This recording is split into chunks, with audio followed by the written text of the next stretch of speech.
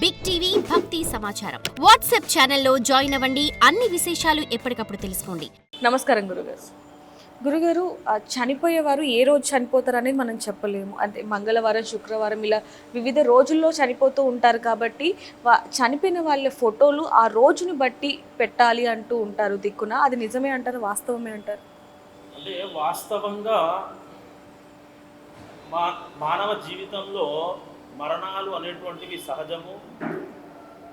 ఎందుకంటే విధిని అనుసరించి మరణాలు కూడా జరుగుతాయి. అది మన చేతిలో ఉండదు. ఎందుకంటే ఎవరు ఏ రోజు పోవాలి అనేటువంటిది ఆల్రెడీ విధి మనకు రాసిన ఒక వ్రాత.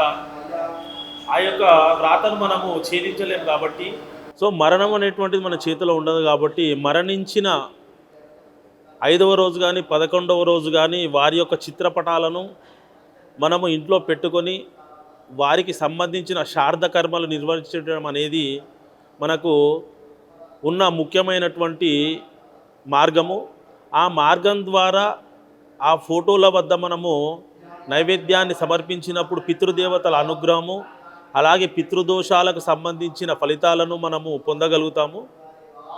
ఈ విధంగా మనము మానవ జీవితంలో ప్రతి ఒక్క మానవునికి పితృదోషాలు అనేటువంటివి రాకుండా మనం ఈ విధంగా పితృదేవతలను సంతోషపరచాల్సి ఉంటుంది. గురుగారు, చనిపోయిన వాళ్ళ వస్తువులు, బట్టలు కావచ్చు, లేకపోతే బంగారం కావచ్చు, వాళ్ళకి ఎంతో ఇష్టమైన వాచ్, ఏవైతే వస్తువులు ఉంటాయో వాటిని వాడకూడదు అంటారు. అది వాస్తవమే అంటారా?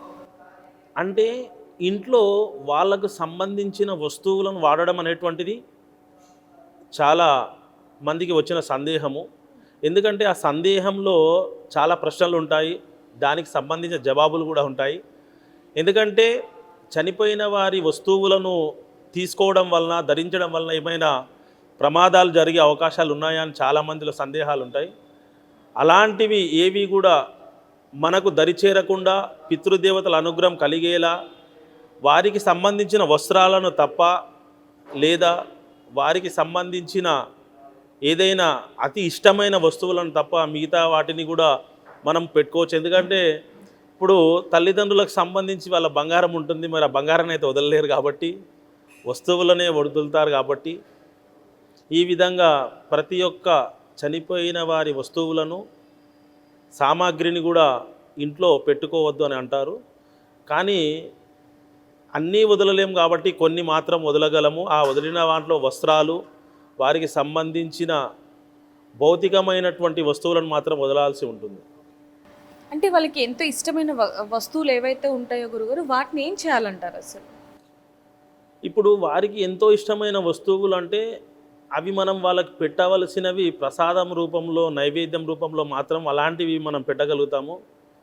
మిగిలినవి ఏవైనా కానీ వారికి సంబంధించిన బంగారాన్ని కూడా తీసుకుంటే ఆ బంగారం కరిగించి దానితో ఇంకో వస్తువు చేసుకోవచ్చు. కానీ అదే వస్తువుగా ధరించడం అనేటువంటిది ఏదో చెడు ఫలితాలు కూడా కొన్నిసార్లు మనకు సంభవిస్తాయి.